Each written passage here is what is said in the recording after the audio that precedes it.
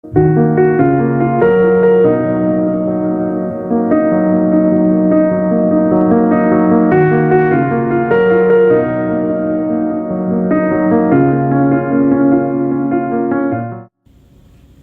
morning, everybody. I am coming to you from Selma, Texas today at the Remax Skylight Balloon Fest.